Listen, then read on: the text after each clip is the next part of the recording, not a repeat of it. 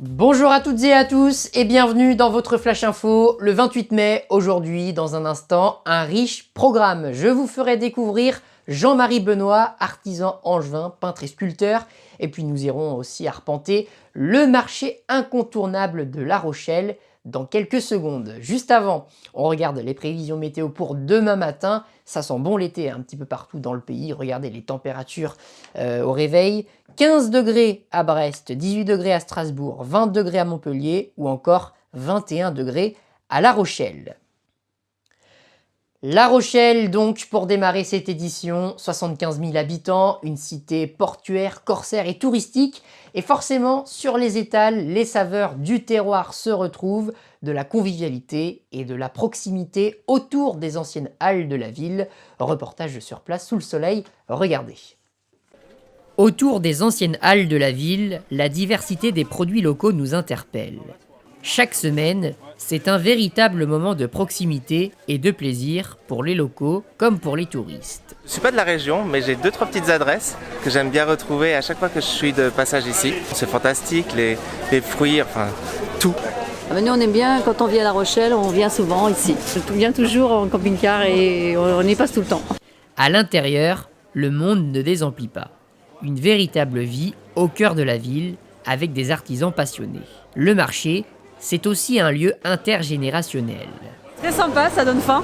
Et qu'est-ce que vous appréciez à première vue? Le choix, et ça a l'air d'être que des bons produits.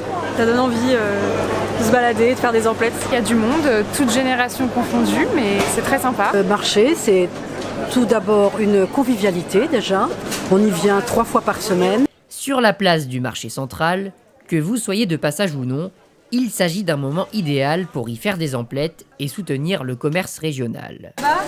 Marché très bien, avec des très bons produits, poissonnerie super. Le marché de La Rochelle est en lice parmi les plus beaux marchés de France. Et oui, c'est sur le marché qu'on sent aussi la vraie vie. On reste toujours dans l'ambiance terroir avec cette bonne nouvelle, le vin de Bourgogne à la côte. L'an dernier, 92 millions de bouteilles ont été exportées dans le monde, soit un chiffre d'affaires d'1,5 milliard d'euros. La moitié de la consommation a eu lieu hors de France, aux États-Unis, en Grande-Bretagne, au Canada ou encore au Japon. Alors la filière viticole, pour se maintenir, pour maintenir son savoir-faire, aura comme défi premier notamment de s'adapter au changement climatique pour répondre à une demande toujours plus élevée chaque année. Une invitation à la réflexion, voilà qui résumerait bien l'œuvre de Jean-Marie Benoît. Je vous en parlais en début d'édition.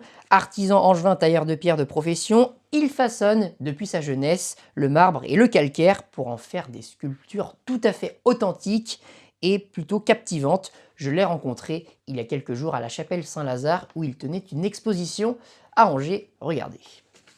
Le cadre est posé à notre arrivée.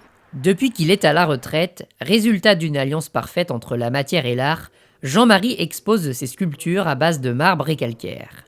Alors, je travaille essentiellement le marbre, donc différents marbres. Il y a du marbre italien, marbre de Carrare, l'arabescato serviole qui est un marbre qui est proche. Ma démarche artistique, moi, de toute façon, elle est basée autour de la place de l'homme au sein de l'univers. Artisan tailleur de pierre de profession, c'est aux Beaux-Arts d'Angers qu'il découvre le modelage et le plaisir de façonner la terre. Pour tailler une pierre, on part d'un bloc. Moi, quand je regarde le bloc, je vois la sculpture à l'intérieur. Et quand on va la travailler, il faut absolument qu'on la pense sur toutes ses formes. Jean-Marie est aussi peintre. Ses tableaux se traduisent par un faux relief composé de matière toujours. Je suis tombé dans le caillou tout petit. J'avais dans ma famille pas mal de gens qui peignent, notamment ma mère, ma grand-mère, enfin voilà, des tantes, tout ça. Et mon travail de peinture, par exemple, est vraiment basé aussi sur la matière. Mon facteur de travail, c'est l'imaginaire, mais avec l'espace, l'immensément grand, comme on dit. Donner vie aux œuvres, faire des liens avec l'actualité, notre artiste angevin ne compte pas s'arrêter là. Il exposera prochainement en région parisienne. Dans quelques semaines, ce sera les vacances d'été pour la plupart d'entre vous et le fléau que redoute tout un chacun, c'est bien évidemment celui des cambriolages. Et oui, un toutes les 2 minutes en France, un fléau qui pourrit la vie bien sûr de beaucoup d'entre nous. Une récente enquête INSEE publiée cette semaine révèle que la région Pays de la Loire a subi une forte hausse de ce phénomène l'an dernier. 12 040 cambriolages au total, soit plus 21%. C'est plus que la moyenne nationale, plus 11% au niveau national en France l'an dernier. Alors on le voit sur cette carte, le bassin nantais est le plus concerné. Il concentre à lui seul 40% des cambriolages. C'est le cas autour de Saint-Nazaire ou encore au Sables-d'Olonne. En revanche, Angers et une partie de la Vendée Nord, notamment La Roche-sur-Yon, sont moins touchés. C'est la fin de ce journal, merci à vous de l'avoir suivi. L'ensemble de mes émissions à voir ou à revoir sur cette chaîne YouTube. N'hésitez pas à vous abonner et puis à relayer mon contenu. Bonne fin de week-end à vous. Nous, on va se quitter, allez, en images avec des images du port de La Rochelle, parce que oui, ça fait du bien de s'évader un petit peu en ce week-end prolongé. Belle semaine à vous, je vous dis à bientôt, au revoir.